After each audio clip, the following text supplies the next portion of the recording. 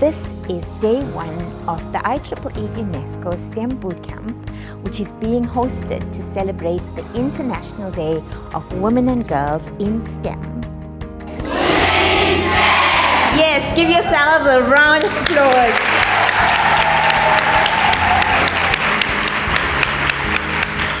We have over 200 students, predominantly girls, that have come to our IEEE UNESCO STEM Bootcamp from all over South Africa. Proudly Brooklyn Papa! Christy! We are from Northwest! Happy Founding! We are proudly from Mpumalanga! These girls have been so busy. The 2 days have been packed with so much STEM activities. Right now, they are actually making a light bulb, but more than that, they are also learning about the history of technology and how technology throughout time impacts society, culture, politics, economics, and vice versa. And with that, the students learn from story, from historical narratives, as to how technology can actually solve societal challenges and problems.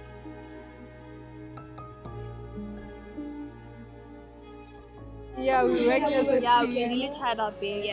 As a team, we learned from each other. It was nice, yeah. Thank you.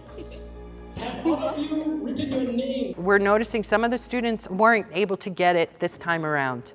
That is not unusual. Technology and inventors, that actually will happen where what they're trying to accomplish does not happen. They'll fail. He talked. It was on the negative side.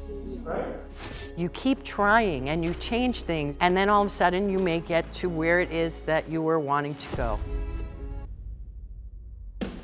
You are all stressed and emotional that it's not working, and suddenly it started working.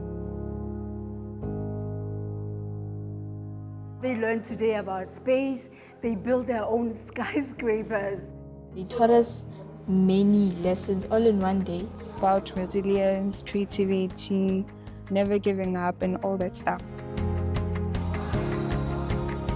There were many motivational speakers. We love them a lot. We got to become inspired by different powerful women.